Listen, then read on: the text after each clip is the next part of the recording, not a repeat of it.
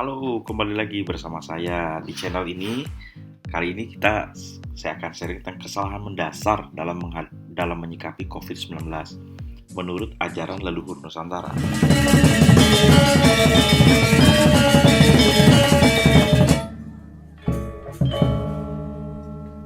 Teman-teman, baru saja saya pulang kampung dan bertemu kakek saya. Kakek saya seorang dalang. Nah, beliau bercerita bahwasanya ada terjadi suatu kesalahan yang paling mendasar dalam menyikapi COVID-19 ini. Beliau mendengar di televisi maupun media sosial, kita memerangi, melawan, membasmi COVID-19. Padahal, jika belum mengingat tutur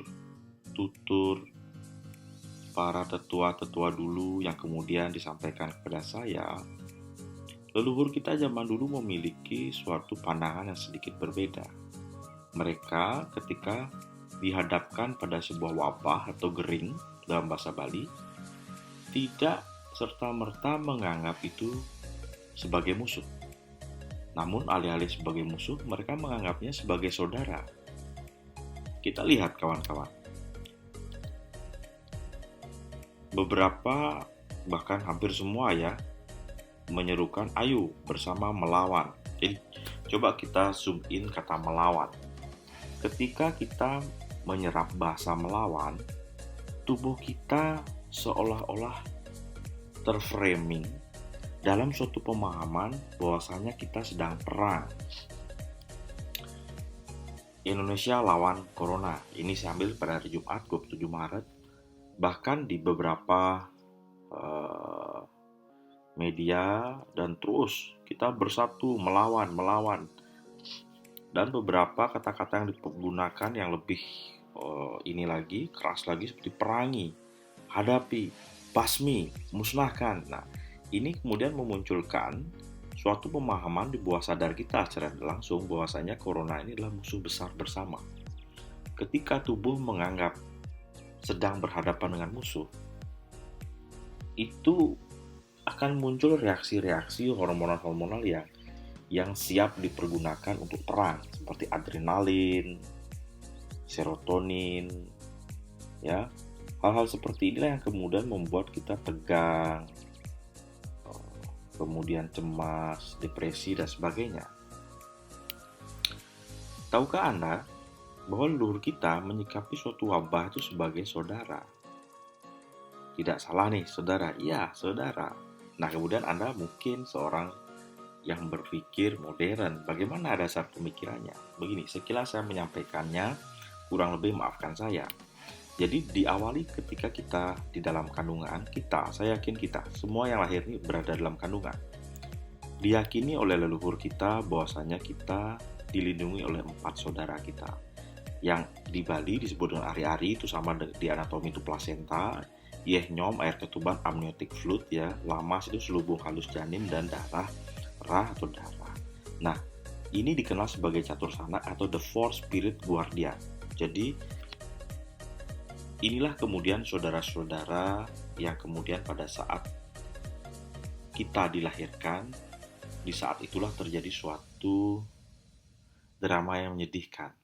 Di saat yang sama, mereka, saudara-saudara kita, meninggalkan jasadnya. Nah, ketika mereka meninggalkan jasadnya, mereka kemudian menggunakan tubuh mistis. Namun, hubungan antara kita dengan saudara-saudara ini tetap terjalin dan diyakini dalam sastra-sastra yang masih saat ini kuat beredar di Bali, bahwasanya pertumbuhan dan perkembangan dari saudara mistik kita ini menyesuaikan dengan pertumbuhan dan perkembangan psikologi kita. Jadi keempat saudara ini telah meninggalkan jasad saat manusia itu dilahirkan dan berkembang seiring dengan tumbuh kembangnya manusia dalam wujud saudara mistis. Semakin tinggi derajat kesucian batin manusia, semakin tinggi pula derajat kesucian saudara mistisnya.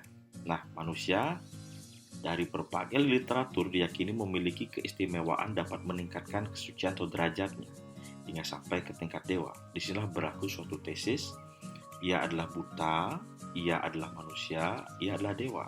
Dalam bahasa yang original, itu dikatakan bahwasanya butoye, manusia, dewoye. Artinya apa? Di dalam tubuh kita sejatinya sudah mengandung entitas-entitas yang dari vibrasi energi rendah atau buta. Entah itu bakteri, virus, dan sebagainya. Itu sudah ada di tubuh kita. Ya. Di dalam tubuh kita juga ada dewa-dewa. Dewa-dewanya seperti apa? Sistem imun, ya, sistem hormonal yang sehat, dan juga ada sistem-sistem penyangga yang menyokong kita. Itulah merupakan saudara-saudara kita. Dalam konteks virus corona, ini disikapi sebagai saudara mistik yang saat ini sedang dalam keadaan buta. Siapa yang buta? Kita. Kita tidak bisa melihat wujud saudara mistik ini. Kita juga tidak bisa secara jelas menyikapi saudara mistik ini. Kita panik. Kita ikut-ikutan menyikapi dengan gaya dan kultur cara berpikir orang luar negeri. Apa ada penjelasan ilmiahnya menganggap bahwasanya corona itu sebagai saudara? Ada, Bapak Ibu. Jadi, kita akan mengutip apa yang ditemukan oleh Dr. David R. Hodgkin. Beliau adalah seorang penulis buku, ilmuwan yang menulis banyak buku. Salah satunya di pojok kanan itu adalah Power dan Force. Beliau menyatakan dalam penelitiannya bahwasanya map on consciousness itu bertingkat. Kita bisa mengalami kesadaran yang bertingkat. Mulai dari rasa malu hingga paling tinggi itu adalah pencerahan. Dan beliau mengukur frekuensi kelistrikan dari masing-masing emosi tersebut. Dan masing-masing ini dibagi menjadi dua, yaitu zona force, yaitu dari netral di angka 250, Anda lihat itu dia netral. Kemudian force ini sesuatu yang maksa gitu ya, dan yang paling tinggi itu enlightenment, dan shame itu malu. Nah, pada saat kita berada di bawah, di zona bawah, kita unhappy, kita tidak produktif, kita cemas tidak jelas seperti sekarang. Nah, tapi begitu kita masuk ke zona menengah, kita mulai happy, mulai optimis ya. Nah, ini saya bahasa Indonesia kan, ini ada bahasa Indonesianya. Jadi kita coba lihat itu di marah ya. Saat ini kita marah. Kalau kita sebagai seorang menggunakan jargon perang seperti tadi ya, itu kita berada di zona frekuensi 150. Kita benci, kita menyerang. Itu kita ada di zona force, bukan power. Itu kenapa ketika kita menerima dia sebagai saudara, kita sudah berada di zona 250 ke atas. Ketika kita menerima sebagai saudara, dia sudah state kita, energi kita ada di 350. Itu state yang lumayan besar sekali. Setelah kita menerima, kita mulai dapat masuk ke akal budi, reasoning, mulai ke 400. Kita mulai mencintai corona ini sebagai sebuah pesan kosmis yang ingin menyampaikan kepada kita hal-hal yang baik. Ketika kita berada di cinta pada saat bersamaan dan banyak orang secara kolektif, dia akan reda, kemarahannya akan reda. Sebagaimana Anda memeluk saudara Anda yang marah, kemudian Anda minta maaf, menerimanya, kemudian berdamai dengan dia dan membanjirinya dengan cinta, apa yang terjadi? Anda mulai merangkak ke atas, ke sukacita, damai dan tercerahkan. Jadi inilah kearifan lokal Nusantara yang harusnya kita pergunakan. Kita tidak harus tergesa-gesa menggunakan pola pikir luar negeri di mana menganggap corona ini sebagai musuh. Karena perbedaannya walaupun kecil namun akan sangat besar dampaknya di lapangan.